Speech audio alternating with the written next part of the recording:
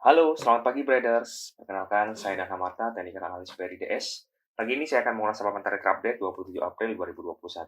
Saham mentari adalah sajian pagi menu trading dari BRI dan RSO Sekuritas yang berisi rangkuman update dari pergerakan indeks, currency, dan komoditi. Terdapat pula update berita dan rekomendasi harian yang menarik secara teknikal yang dapat dijadikan referensi untuk mengambil keputusan dalam melakukan transaksi saham. Saya akan mulai update pagi hari ini dimulai dari Key Performance Index. ISG dan LQ45 ini melemah pada Senin akibat aksi terkait Mofit pelaku pasar dan investor asing.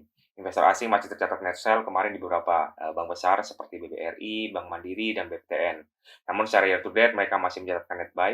Sementara itu, mulai diterapkan pembatasan di wilayah aglomerasi menjelang Lebaran, serta lonjakan kasus COVID-19 secara global juga menjadi pertimbangan pelaku pasar pada perdagangan Senin. Sementara itu, bursa saham Amerika Serikat pada Senin malam bergerak variatif. S&P dan Nasdaq kembali mencetak rekor tertinggi menjelang rilis laporan kinerja Q1 pada sektor industri dan teknologi, khususnya Tesla dan emiten market cap besar lainnya. Pelaku pasar pekan ini akan menanti hasil rapat Bank Sentral AS yang keputusannya akan dibacakan pada Kamis dini hari, yang menurut survei The Fed masih akan mempertahankan suku bunga rendah hingga 0% dan tetap melakukan pembelian obligasi senilai 120 miliar US dollar setiap bulan. Di samping itu, pelaku pasar masih memperhatikan kenaikan kasus COVID-19 global dan arah kebijakan Biden terkait pajak atas capital gain saham. Indeks Edo terkoreksi 1%, indeks VIX naik 2%, masih di level 17. Kekhawatiran akan volatilitas pasar global masih stabil sehingga membuka peluang positif pada pergerakan pasar saham.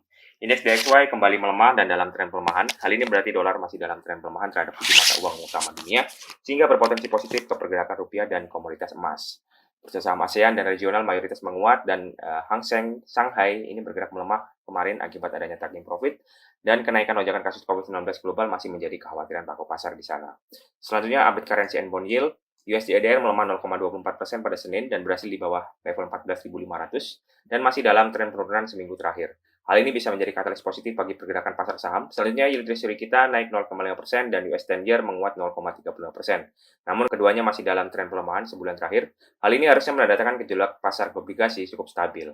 G3 currency mayoritas menguat sehingga dolar cenderung melemah. Hal ini sejalan dengan pelemahan indeks DXY.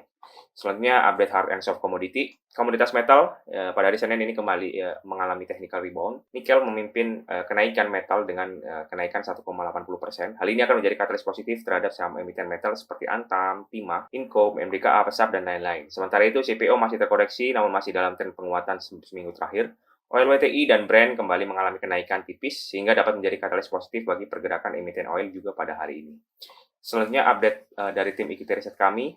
Di sini ada Sido muncul, rekomendasi hold taking profit di 850. Sido melaporkan pertumbuhan laba bersih kuartal 1 2021 yang solid sebesar 16,2% secara year on year, dikarenakan kenaikan pada pertumbuhan pendapatan, margin kotor, dan biaya operasional. Kegiatan ekspor menunjukkan tren positif dengan kontribusi yang lebih tinggi sebesar 3% dari total pendapatan. Selanjutnya ada Matahari, Department Store, LPPF, rekomendasi sell taking profit di 1.350. Walaupun kinerja keuangan LPPF membaik pada kuartal 1 2021, namun masih di area negatif atau mencatatkan rugi sebesar 95,3 miliar rupiah. Bagaimanapun juga, angka ini meningkat dari kerugian yang dilaporkan pada kuartal 4 2020 yang naik 1,5% secara year on year. Hal tersebut didorong oleh penurunan pada biaya sebesar 20,4% secara year on year. Penjualan kuartal 1 2021 tercatat sebesar 1,2 triliun rupiah atau turun 23,1% secara year on year atau turun 25% secara kuartalan. Masih sejalan dengan estimasi kami dan konsensus dengan margin kotor membaik menjadi 59,2%. Selanjutnya, Inco, rekomendasi buy taking profit di 6.800. Laba bersih kuartal 1 2021 dilaporkan sebesar 33,7 juta US dollar atau naik 445,3% secara kuartal atau naik 16,4% secara year on year. Hal ini dikarenakan kuatnya harga nikel yang berdampak pada kenaikan ASP, average selling price sebesar 17% secara kuartal atau 33,4% secara year on year. Walaupun terjadi penurunan, volume produksi ini menurun 7,6% secara kuartal atau turun 13,7% secara year on year dari adanya jadwal maintenance di kuartal 1 2021. Selanjutnya ada Bank BNI. Secara kumulatif, kuartal 1 2021, BBNI telah mengucurkan kredit senilai 559,33 triliun rupiah atau naik 2,2% secara year on year.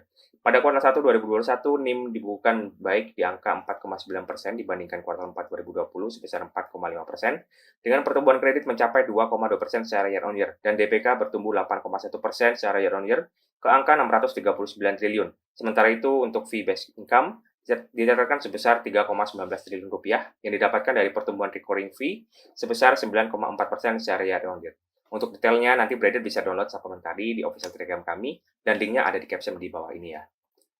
Selanjutnya update trading ideas pada hari ini. IHSG hari ini diprediksi bergerak mix dengan kecenderungan melemah setelah kemarin menguji mid channel downtrend-nya. Dan di sini indikatornya masih di positif melemah, indikasinya dead cross, indikator stokastik netral melemah, dan indikator RSI netral melemah. IHSG diprediksi bergerak di rentang 5.875 sampai 6.116. Lalu beberapa saham rekomendasi pada hari ini ada MDKA, trading buy, trading range di area 2.220 sampai 2.440. Volume transaksi kemarin meningkat di atas rata-rata, indikatornya masih di positif menguat. Indikator stokastik netral golden cross dan RSI-nya netral menguat. Lalu ada Antam trading buy, trading range di area 2.300 sampai 2.470. Volume transaksi meningkat, indikatornya masih di positif menguat, indikator stokastik netral menguat dan RSI netral menguat. Lalu ada TINS, trading range di area 1.485 sampai 1.720. Volume transaksi kemarin meningkat, indikator yang masih di positif menguat, stokastik netral menguat, dan RSI netral menguat. Selanjutnya, rekomendasi sell, ada main, trading range di area 825 sampai 930.